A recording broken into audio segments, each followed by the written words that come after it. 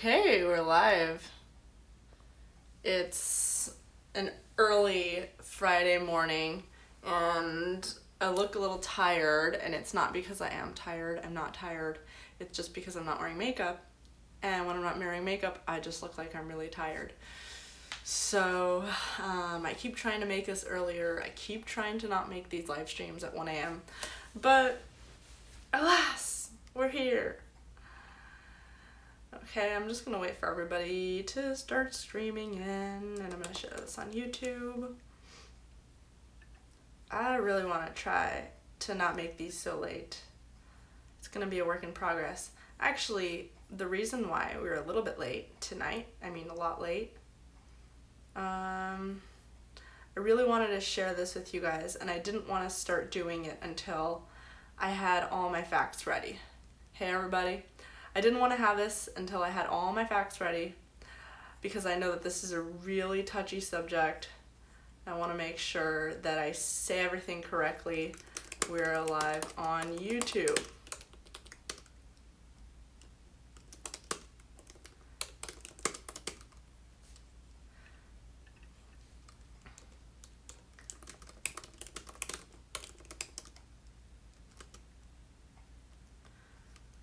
Gender, relearn.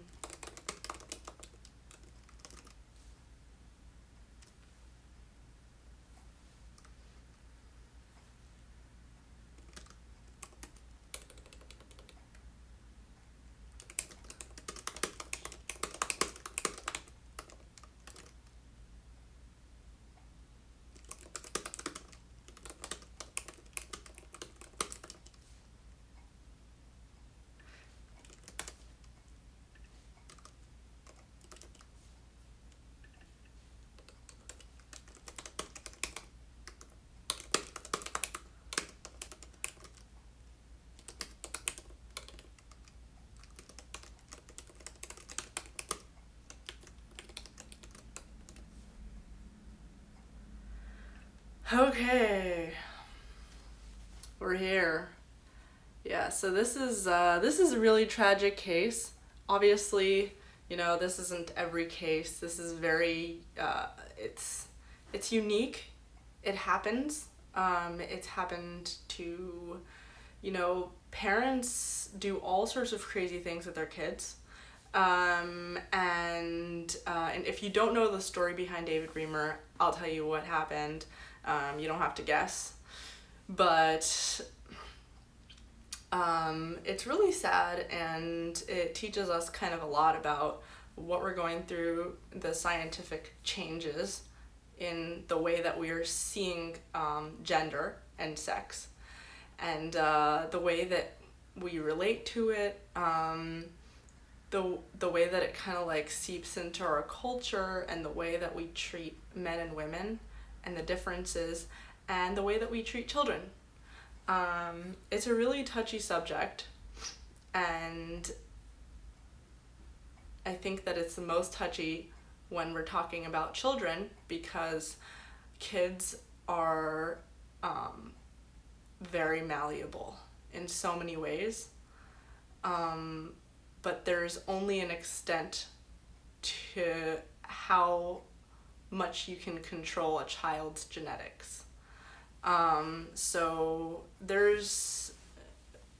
you can really screw up your kids for life if you get it wrong, if you don't get it right. And it's really scary, because if you have a child who has confusion about their gender, and not even conscious, just their body is confused. If you have a child whose body is not responding correctly to their is not functioning properly according to their genetic sexual makeup, then how do you respond to that? It's scary, because you're just like, what am I gonna do? How do I am I supposed to force this kid to be in a certain way so that they'll develop properly in the future? Should I just let the kid just develop as they're developing, Should I try to fix it? Can I fix it? So this is not a photo on my wall. This is on the screen. See, it's moving. It's on the screen. So I'm just showing you, this is a picture of David Reimer when he was, as a teenager. This is a picture of David Reimer as a teenager. But I'll tell you a little bit about what happened. I believe he was not Persian. Oh, you're talking about me. Okay, yes, I'm Persian. I thought you were talking about David Reimer. So, here's a story about David Reimer, and then I'll just talk a little bit about just the genetics of gender. David Reimer was born Bruce Reimer. Bruce and Brian Reimer were twins. They were the children of... Who are the parents? They were the children of Janet and Ron Reimer. So the parents got married in 1964. A year later, they had twin boys, identical twin boys, Bruce and Brian Reimer, and they circumcised their boys. They were Mennonite. So they were a Mennonite couple that circumcised their two boys. One boy's circumcision went well. The other boy, tragically, somehow during the circumcision, they accidentally burned his penis. And so they took him to the doctor and they're like, sorry, your child's penis is burned beyond repair and your child is not going to have a penis. It's going to grow up without a penis. And the parents were like, well, what are we going to do? Because now that the child's penis is gone, this is going to affect the rest of his sexual development. And how are we going to handle this? And so what they did was they talked to endocrinologists and they talked to psychologists and whatever. And there was one specific psychologist that they went to. He was actually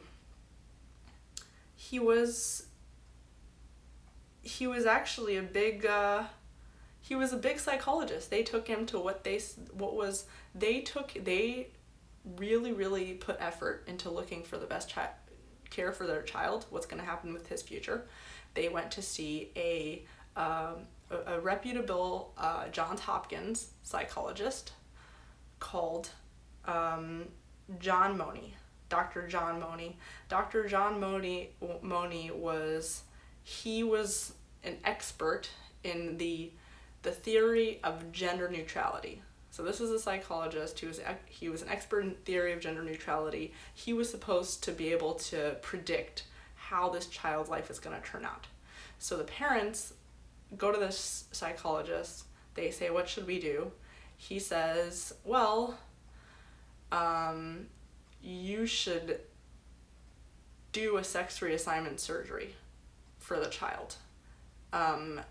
Change him from basically remove the child's, the child doesn't have, the penis is messed up, right? So try to just reverse the rest of his, the rest of his sex organs. You can do that, and they talked to doctors. The doctor said, you can construct female organs for him, meaning you can construct like female external organs. You can construct a vulva. You can make it like he has a vagina, make it look like he has a vagina, but you can't build a penis. Like, the penis is gone. So you either have the option that he grows up a man without a penis, or you have the option that he grows up a normal looking woman. That's what they told the parents. So, all right, so the psychologist says, right, you should do this. And because the psychologist had a theory, the psychologist's theory was this psychology really nasty, I think, the way that this guy, let me even see if he's still alive, John Money. He died in 2006. Really what he did to this child, to both of these children, was disgusting. in my opinion. This psychologist had a theory that you can basically control a child's gender growing up. Well, I'm not going to say he's disgusting for having this theory, because people have theories all the time. He had this idea that you can construct a child's gender, regardless of a child's biology. But the disgusting thing was that he decided that he's going to use this as an experiment. He never tried this before, but he was going to use these kids as guinea pigs because they were identical twins. They were perfect lab rats for him. So what he told the parents, you get his sex reassignment surgery. They took away his testes. They cleaned that area. They constructed a vulva. They gave him I don't know if they do hormone injections. I'm trying to see what they did. Right? They took away his testes. They put in a vulva. They basically changed his name from Bruce to Brenda. And they took him regularly to doctors. And he and his brother Brian, so he became Brenda. So for the purpose of this story, I'm going to call him a he, even though he grew up as Brenda, okay, in his childhood. So Brenda and Bruce go regularly to see Dr. Moni, and Dr. Moni would basically teach them how to be their genders. Identical twins, both XY chromosomes. They would go to him regularly, and Dr. Moni would teach baby Brenda and baby Bruce how to be boy and girl. So he and this is real. He would basically teach them in childhood. He would teach Brenda how to play with dolls. He would teach Brian how to play with cars. And as they grew older, he would teach them all sorts of things that boys and girls do. He would teach Brenda that she needs to get down on all four, her hands and feet. And then he would teach Brian that he needs to get behind Brenda and thrust, okay? He would then tell Brenda that he needs to lie down on his back, open his legs, and then he would tell Brian to go on top of Brenda and thrust movement. Then he would tell them to get naked.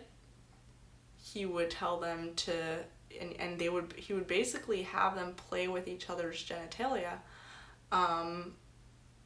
just so they can practice being boy and girl. So this guy was a psychopath. This guy was a psychologist, but he was a psychopath. He was essentially using two children as his lab rats to see, his two identical twins basically as his lab rats to see what he can do to try and prove his theory that gender can be learned through childhood. It's okay to have a theory, but this guy abused children in order to prove his theory. And Brenda, at some point, and this kept happening. This, he called it sexual rehearsal play. All right. And Moni, as the children were growing up, Moni would say, "See, I'm right." He says he wrote the child behavior so clearly that of an active little girl, so different than from the boyish ways of her twin brother.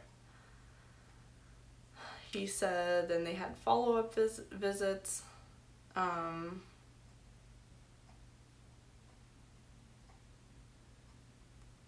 Apparently the parents also lied about it being successful.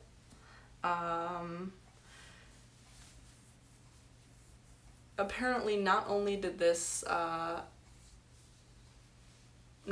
did Brenda have problems, Brian, the twin brother, who biologically, who was stayed a boy, apparently Brian had developed schizophrenia as he grew older, as he became a teenager. So Brian developed schizophrenia, and Brenda, at the age of 13, started complaining to his parents and saying that if his parents forced him to continue going to see Dr. Moni, he's going to kill himself. So his parents finally broke down, and they went to see psychologists, and they went to see an endocrinologist, and they said, this is what's happening. Our kid is basically threatening suicide if he has to go back and see Dr. Moni. And they said, you know what, it's okay for you to tell your child what happened. He's 13, she, whatever, is 13 now. So they tell Brenda, the father tells Brenda, this is what happened. You were actually born an identical twin to your brother. So actually, let me show you what Brenda looked like. I'm gonna show you what Bruce looked like when Bruce became Brenda. This is Brenda. Okay? This is Brenda. And let's see. I'm looking for a picture of Brenda and the family. So this is Brenda. Okay, Brenda as a child. Okay. I'll show you Brenda's family. This is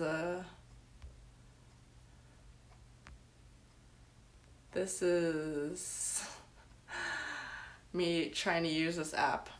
This is Brenda's family. So as you can see here, you've got Brian, you got the parents. Brian is a boy, Brenda's a girl, who was born a boy, and Dr. Moni is the one that you see right over here. That's Dr. Moni. Okay. Dr. Moni's the guy with glasses. So finally Brenda tells the parents, I don't want to do this anymore. Dad tells Brenda, yeah, you were born as a boy and this happened, and you had a circumcision, we cut off, your penis got burned, we basically took away the rest of your male genitalia and decided to raise you as a girl. And immediately Brenda decides that he wants to go back to being a boy, and he decides that he wants to reverse his gender. He wants to reverse his gender. So he goes through another sex reassignment surgery. They try to do this surgery where they grow, I don't know how they do it, like stem cells or whatever. I don't have the details on that. They try to grow sensation in his and try to grow sort of like a penis and grow sensation. Obviously he couldn't bring back his testes and he couldn't have kids, but he did marry a woman and have 3 adopted children. She came in with 3 adopted children. Let's see if we have it over here. No, I guess we just have a picture of how he looked toward the end of his life. So he marries this lady, 3 children, adopted children. And then eventually, when he was 38 years old, he commits suicide.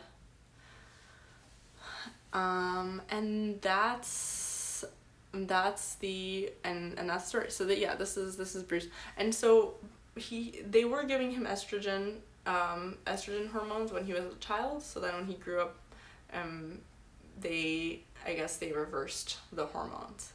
So this guy had a lot of just experimenting happening to his body, not only biologically but psychologically. I mean, this is like a child who grew up with so much confusion, and a lot of people are saying that they've seen this story, they learned about it in school. I learned about it in school.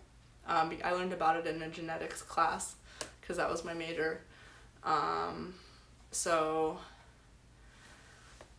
anyway, so that was not so long ago. That actually, he was born in 1965. He died only about a little over a decade ago. Oh no, sorry. A decade and a half ago. He made it to 38, yes. So just about like a decade and a half ago, he died.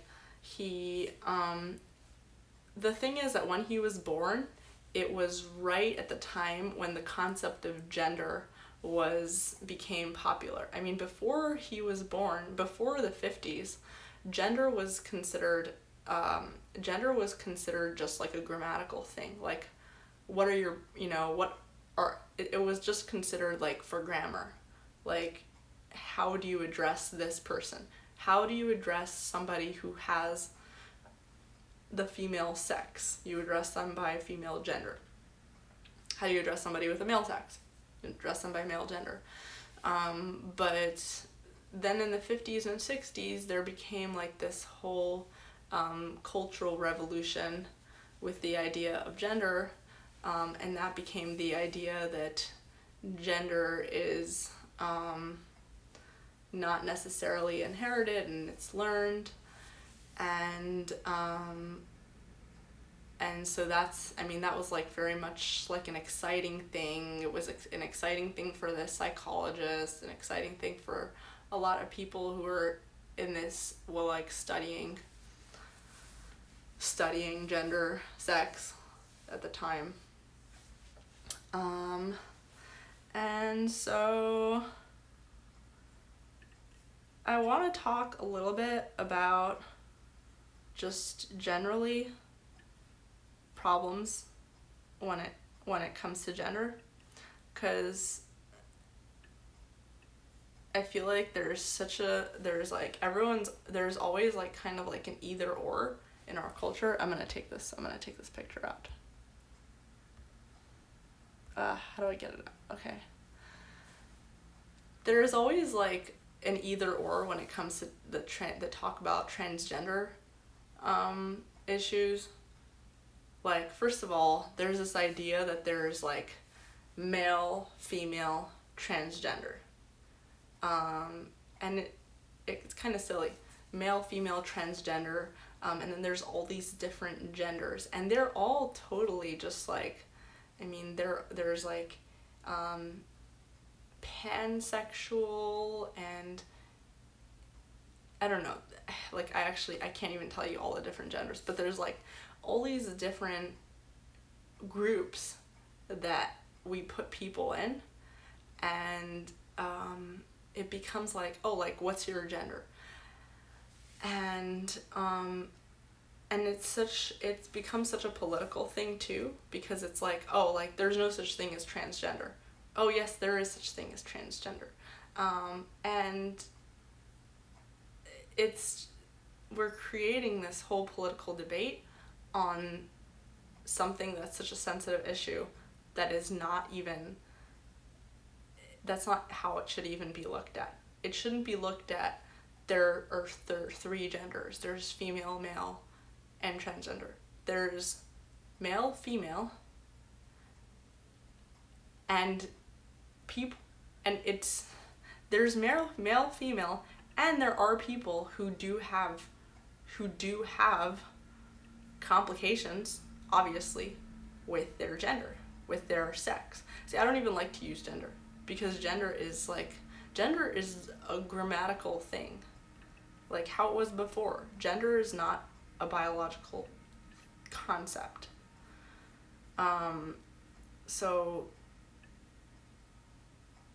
sex, there are people who have ambiguous sex complications, okay? But so I'm gonna like say the opposite of David Reimer case. The opposite of the David Reimer case. Someone is saying that they paid their car off today. Congratulations. Congrats. I'm really happy for you. Okay, so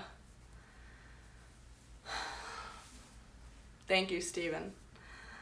So okay, so there is, I would say there's a, oh my gosh. I had this whole thing. Oh, here it is. Here it is.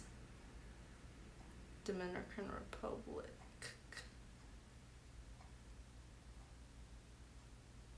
Okay. Okay, so there's actually the opposite. There's the opposite of the David Reimer case. Kind of like what to me seems like the opposite. There is like a condition, and it's called SRD5A2 deficiency. It's an autosomal recessive disorder, which makes, which basically causes, it causes, okay, so I'm gonna go a little background to this.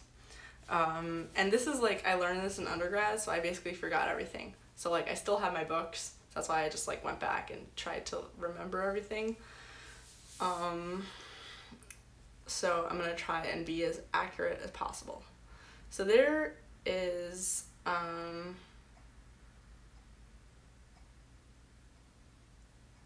so basically,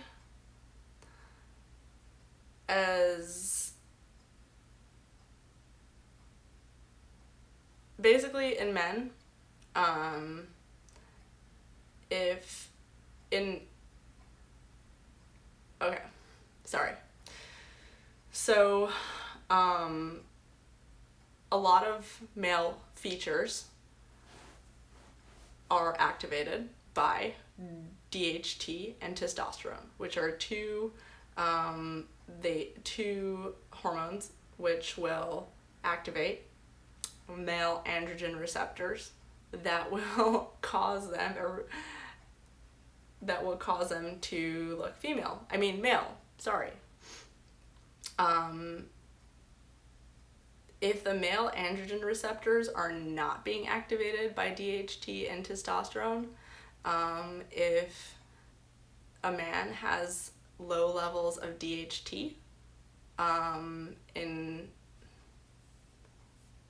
forgot what DHT is, to be honest. Whatever. I'm not going to go back and look at it. But if a guy has low levels of DHT, if you want to look it up, he will end up looking female because his androgen receptors aren't being stimulated. So he'll end up looking female, and his genitalia will look female. His testes will not descend as a child during development. He may have breasts, female fat distribution. He won't have ovaries. Like, no matter what happens, he won't grow female organs. He will just look female. Okay, so someone posting about it, someone posted a long comment. I'm gonna look, it's Gideon probably has, I'm gonna read Gideon's comment. All right. So Gideon says, whoops. I have to read it from my screen. Okay. Gideon says, here's some key points about dihydrotestosterone. Okay, that's what it stands for, DHT. DHT is an androgen, helps give males or male characteristics. DHT is thought to cause hair follicles to miniaturize, and this contributes to male pattern hair loss. By the age of 50 years, over half of the men in the US will probably experience hair loss mediated by DHT. Treatments that block DHT may prevent hair loss. Okay. All right.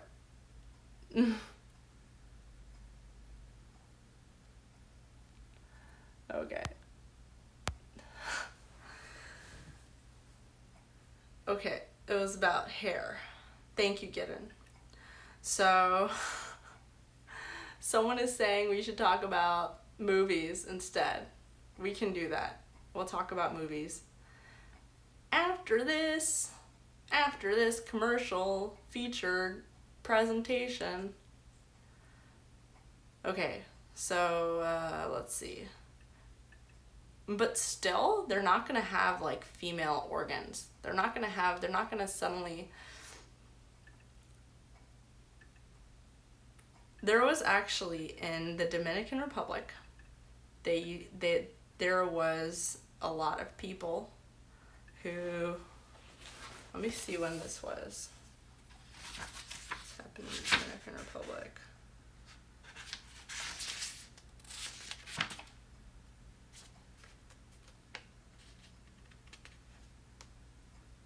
Interesting. Okay, so there was an isolated population in the Dominican Republic where there was the SRD5A2 deficiency. It's like an autosomal recessive disorder. It was happening at a very high rate in this population. What happened is like these kids would grow up looking like the opposite gender or the opposite sex or whatever, and then by the time when they reach puberty, like suddenly their sex hormones will kick in and they'll suddenly start developing into male female. So like instead of developing into their, like, for example, the boy will grow up with like just looking like a girl, female, externally female.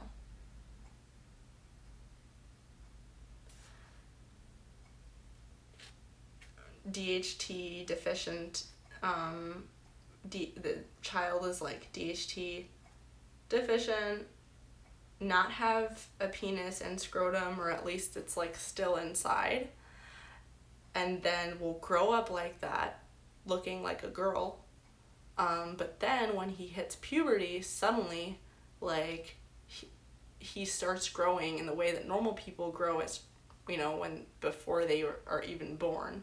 Okay, so instead of developing these things, hey Chino, instead of developing these things in the mom's womb, the child will develop their sex characteristics when they hit puberty. So the boy, instead of like having like his penis enlarged and the testes out and everything in his mom's womb, will start to have that when he hits puberty. And suddenly, you know, when they hit puberty, suddenly start looking like a boy, talking like a boy, like starting looking like a man.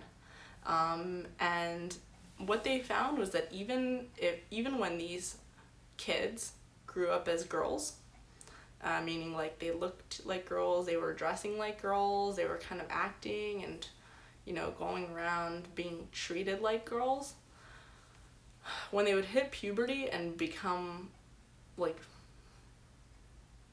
start to have their male characteristics, it was as if nothing happened. Like it was as if, you know, they just function like normal male adults. Nothing changed for them. And the interesting thing is, in those Dominican populations, they didn't have this concept of gender neutrality. So they weren't like, oh, my child is looking like a girl, maybe we have to make sure that you know, this child will grow up as a girl forever. They weren't like micromanaging their children's sex. They basically just, okay. and then the child, you know, hits puberty. And they, it seems like they had an easier time than the Reimer family. They, it was like it was a relatively normal occurrence for them. They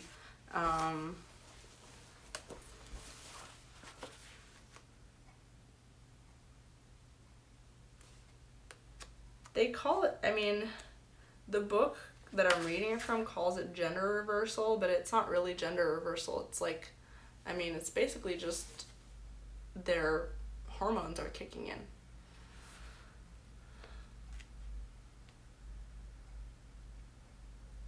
So like, even though they were raised as girls, having all their male their male development suddenly happening, it just made it as if they didn't even grow up as female.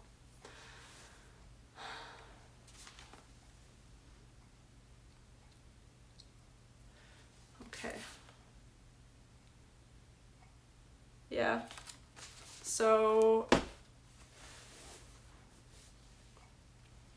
I think it's kind of crazy that in our culture right now, in Western culture, we're so focused on micromanaging our kids' genders. And there are a lot of problems that kids will have. I mean, there's like, you know, kids will grow up with different undeveloped sex organs, or like, you know, sometimes kids will have the genetics of a boy, and like, and their genes will be turned on the wrong way, so they'll grow up like totally looking and developing as female, or vice versa. But usually it's not like, they're not going to grow up as, they're not going to like, if it's a boy, if it's a boy with boy genes, like XY genes, I'm saying this like really simplistically, but if there's a child who's born with XY genes, right, a child with XY genes, who's basically developing like a female, he's still not going to have functional female organs. A child who has X genes, who's growing up looking like male, is still not going to have functional male organs. It might look like a penis, but it's not going to develop like functioning sperm. So I just think, thank you, level up, thanks for your compliment. It's just like, there's so many different, and I'm not even saying all of the different things, half because I'm not saying all the different complications that could happen. There's so many, and there are a lot of really educated people on this stream who probably know more than me. There's so many different complications that could happen in development in the womb, or as a child is growing up. And they're all so different. It's kind of like on a spectrum too. It's like, you know, no two kids is gonna have the same problem in development. So it's the way that our culture has politicized gender or sex, I should say, is just, to me, so awful. It's like tragic, actually. And the way that parents now are being taught to micromanage their kids' gender, you know what I mean? It's tragic.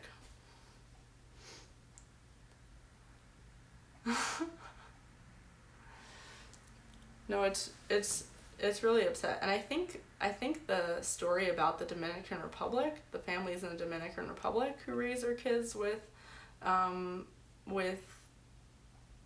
you know, this disorder, this androgen deficiency disorder, I think that's a really good example of how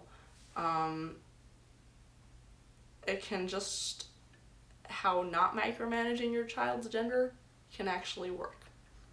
Johnny G in the YouTube comments says, don't stop playing with God's order of creation.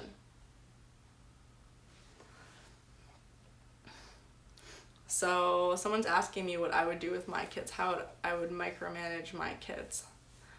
I don't know, like, I don't want to tell people how to parent, it's because I'm not a parent, but it just seems to me that compared with the past era that did not involve the whole concept of, learned gender, we are really, really, really obsessing over, like, trying to condition our children's gender.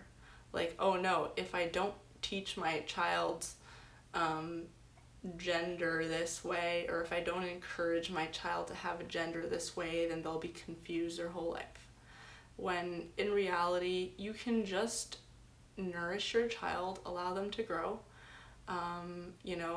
When children hit puberty, that's like, if your little boy is acting like a girl, playing toy like a girl,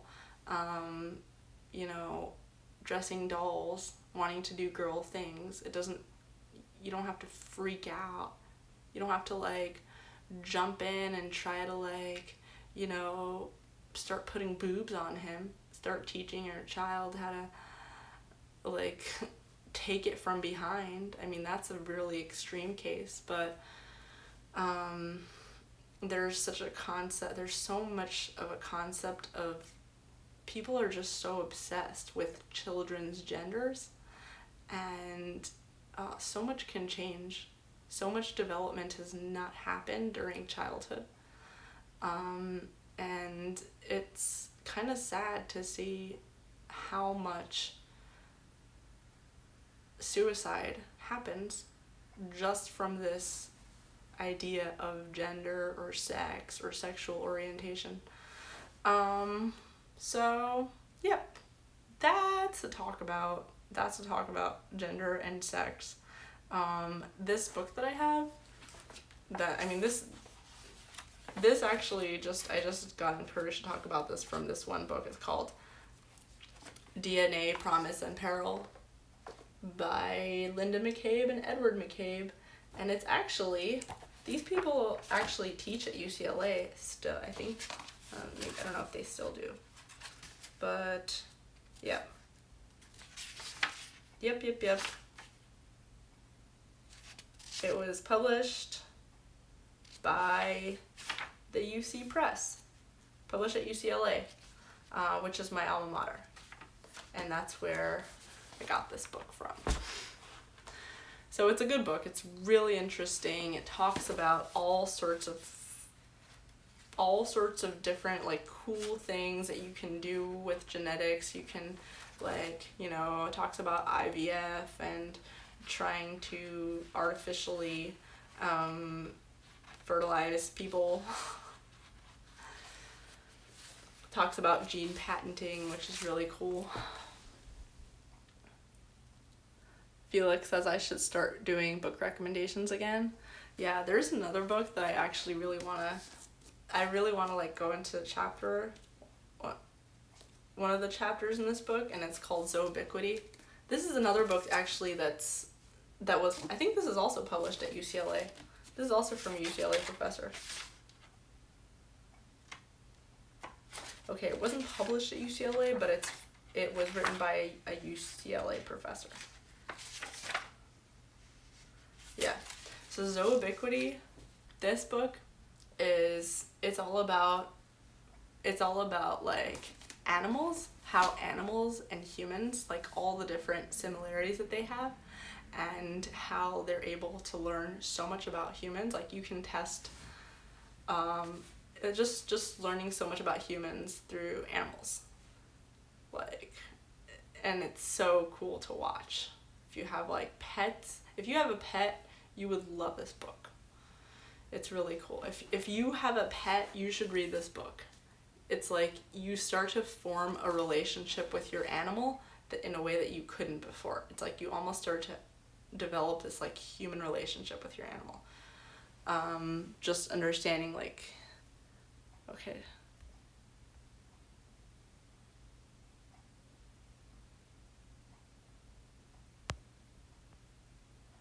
All right. Gideon says, what if my pet is a hermit crab? It talks about all kinds of animals. It's so funny. It's so funny that you have a hermit crab as your pet. I want a pet. I don't have any animals, and I'm thinking of maybe just getting a goldfish just so that I could have an animal. Because sometimes it's nice to just have, it doesn't have to be like a big pet, like it doesn't have to be a puppy, but maybe just some form of consciousness. You know what I mean? Like something that's alive that is there, that you know, like some people have conversations with their animals. It's really funny.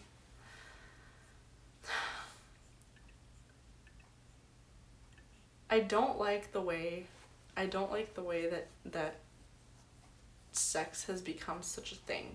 You know what I mean? Like,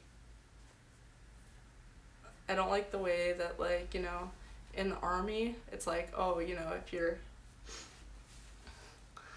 like transgenders are not transgenderism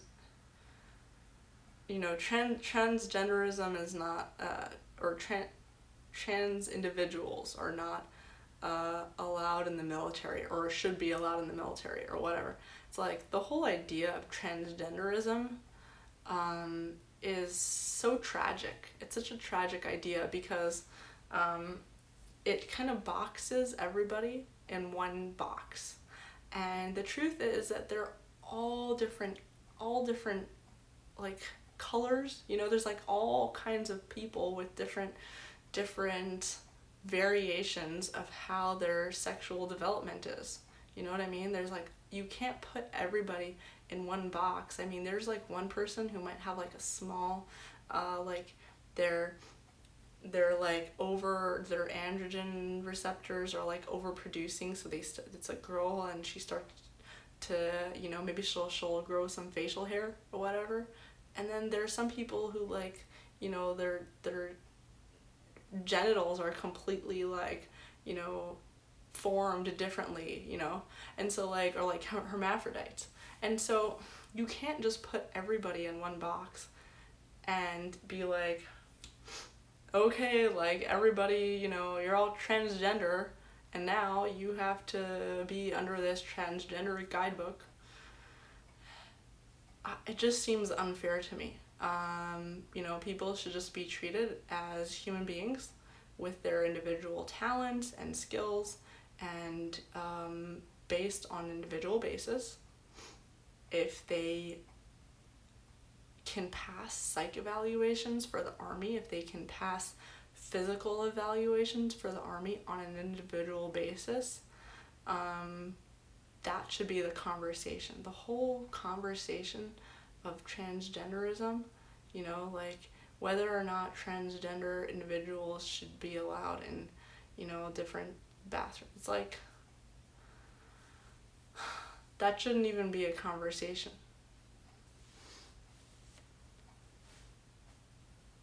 Someone is saying calling people hermaphrodite is not politically correct.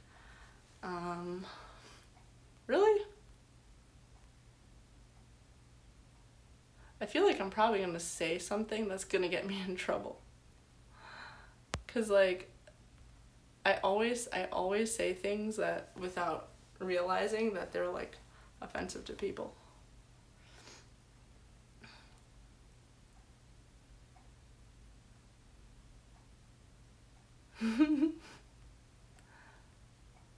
No one was trolling me, just informing.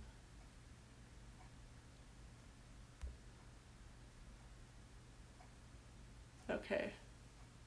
Language policing.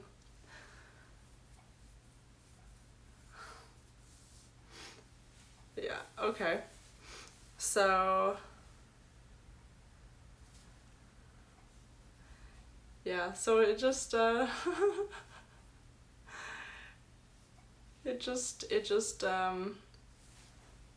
it makes me sad when I hear her talk about this, because I don't like the way that the left or the right is treating this whole concept. This shouldn't be like politicized, you know, like people have health problems, or just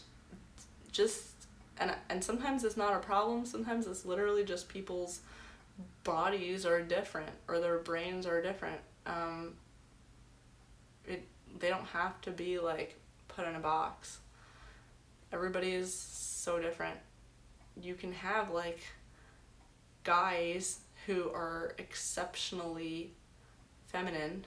You can have women who are exceptionally masculine. I have a friend who was like she went to the doctor like when she was a teenager, and the doctor was like, yeah, like you're like hyper masculine and your body is like hyper masculine, you've got too much testosterone and this is like abnormal and whatever, and you might not like the whole obsession with like, oh no, she has too much testosterone, maybe she's like supposed to be a dude or something.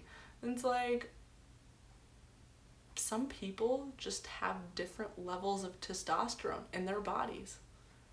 Doesn't make them like, doesn't make her suddenly a man. Like my friend is actually married now. She has a baby. She's married to a guy and she has a baby.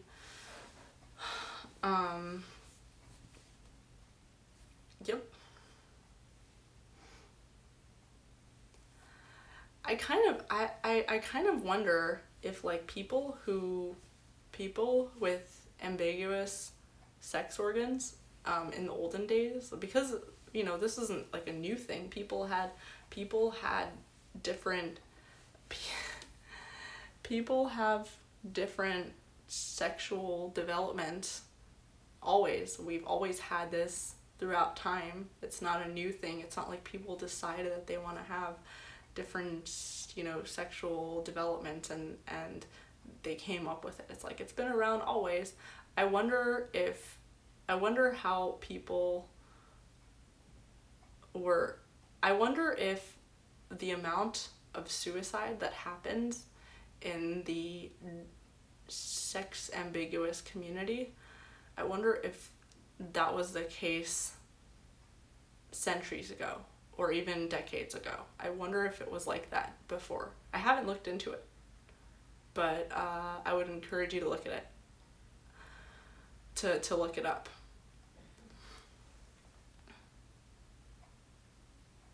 Nate says, I love it when Pardes starts to laugh in mid-sentence. She is obviously reading the comments. The comments are kind of hilarious. Sometimes they're really funny. Like sometimes I really just can't continue talking because I'm so distracted. Because also sometimes people have their own conversations in the comments. They'll just talk to each other. I just remembered that I forgot to record the audio of this on Anchor.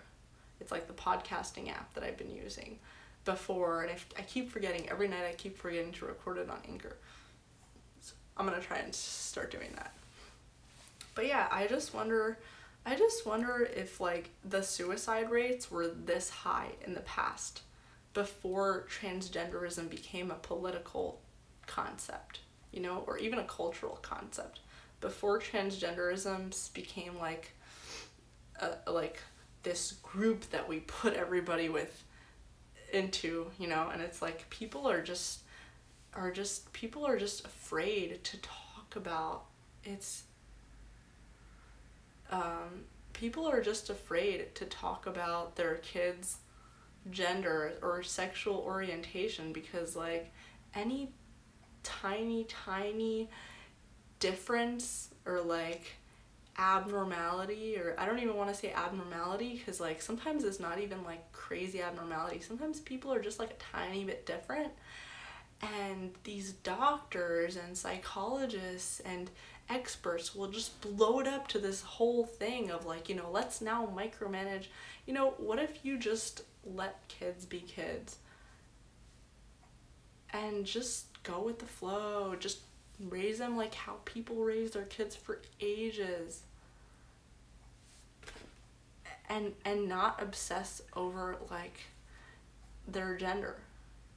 Because transgenderism at the end of the day is a political concept. It's a way to box everybody who has any sort of sexual difference into one category so that you can use them as a political tool. That's how I see it. Music Head says, sorry Pardes, you're out of touch with reality.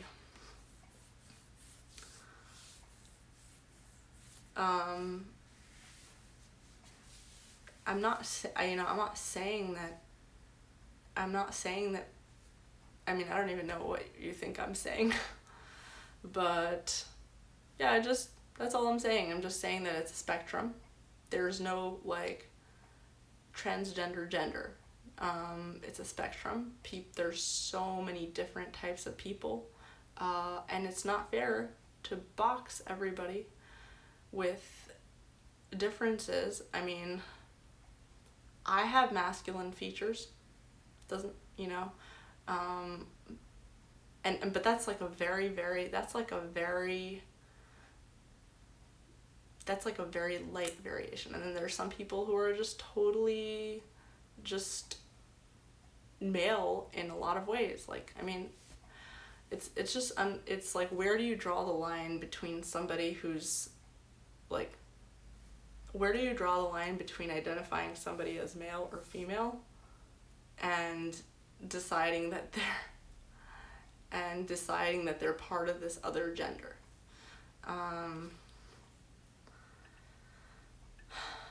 I don't like that it's a political topic, and I think that's like at the end of everything. Like, I think that's just, if in case you're wondering what's influencing all of my thoughts and my beliefs, it's that it's really just the idea of politics. Gideon says we all have holes. That's a great way to put it. We all have holes. Yeah. Yeah. I just don't like the way that politics is destroying people.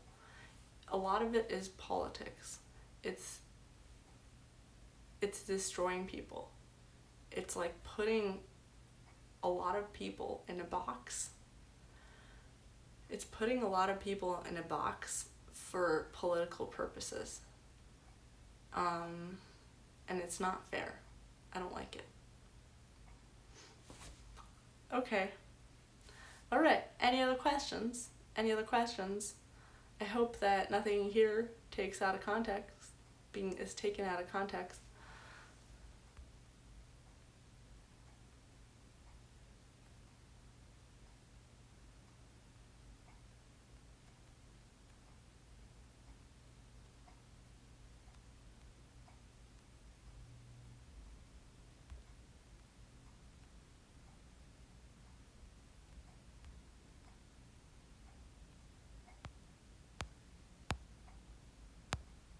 Someone is saying that I shouldn't call it a difference.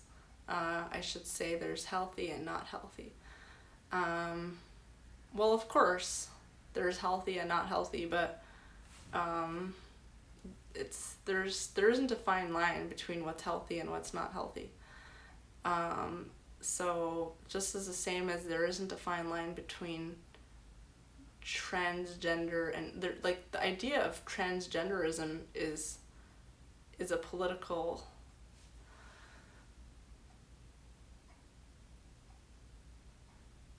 it's not that, I'm not saying that it's like healthy or not healthy, because I'm not a doctor. I can't say if somebody can functionally live a way that they're living, because that's up to them, I don't know.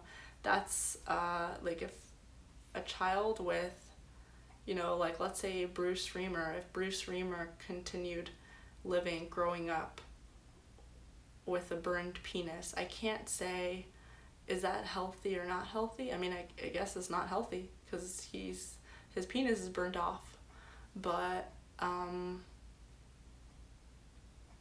like, I can't say if it's healthy or not healthy. At the end of the day, it's like, can this child functionally be raised without a penis?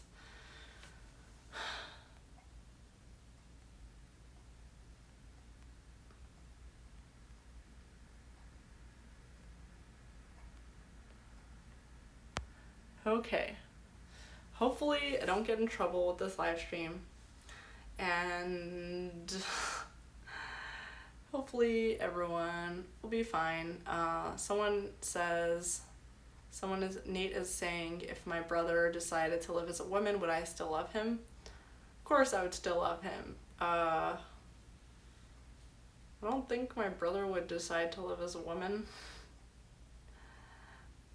I don't know, like, if my brother decided to live as a woman, then there's probably other issues that weren't being addressed before that.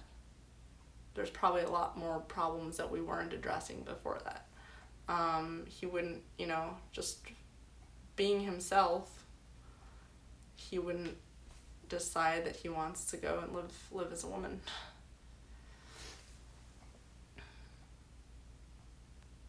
Someone is saying, I would get in trouble if I had haters. Yep. I am like really happy that everything that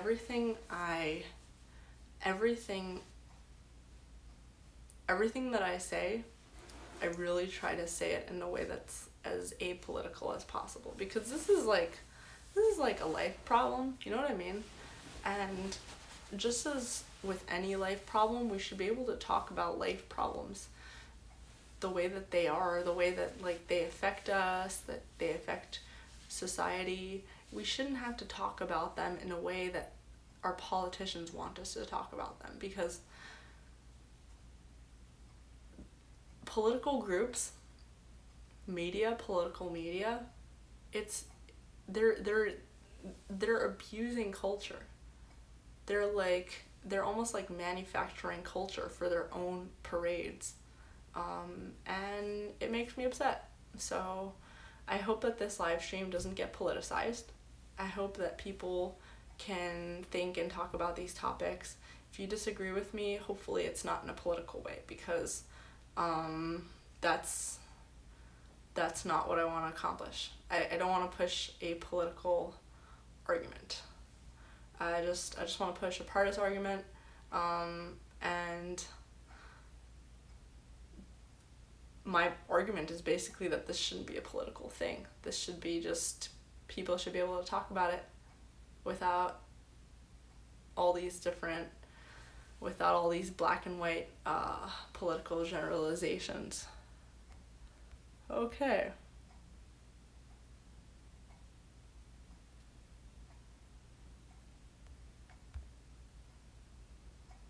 IGB says, is it healthy to think you're a blue leprechaun? When did I say it's healthy for people? Like, I'm not even talking about gender identity. I'm talking about sexual deformities. Sexual as a biological thing. I'm not talking about identity as a gender. Bruce Reimer's penis got burned off. He was an infant. He didn't identify as a girl or boy. He was an infant.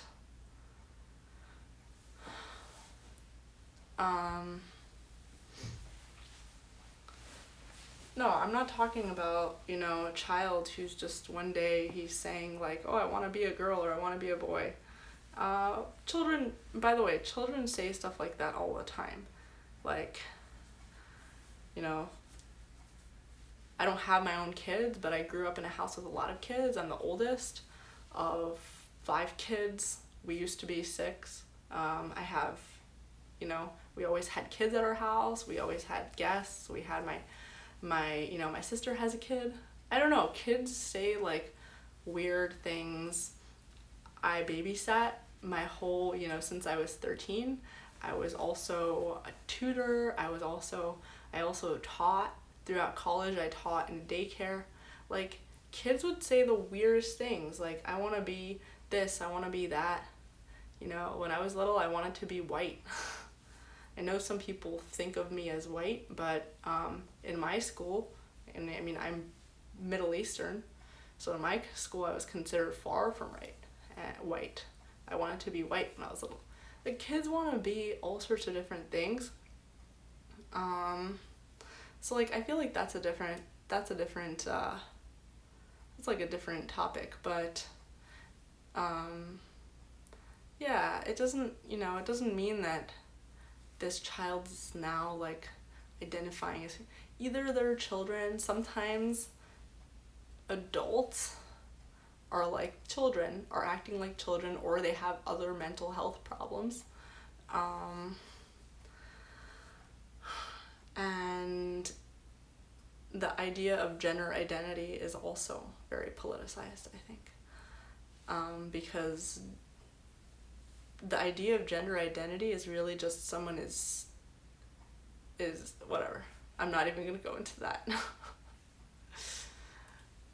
Okay. I'm not gonna go into that. But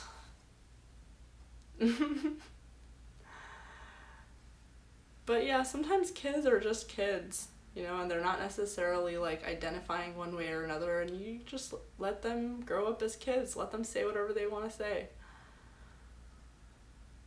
Okay. All right. Okay. That's it. That's it. Chino says, I remember growing up thinking people would change as a whole. I was definitely wrong. Some people act the same.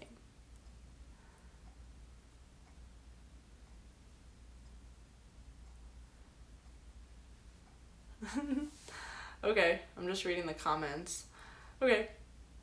Thank you for watching. This is actually really cool. Like, this is a cool topic. And if you want me to talk about other like biology stuff, let me know. If you want me to talk about zoobiquity, we can do it tomorrow night. We are all people. Yes, we're all humans, and we all have our own issues. And all right, see you all tomorrow night. And don't forget to subscribe on YouTube if you haven't already. If you're on Periscope, go over to YouTube, subscribe, go over to Twitch, follow me on Twitch, and like this video. See you all tomorrow. Thank you for listening to my TED Talk.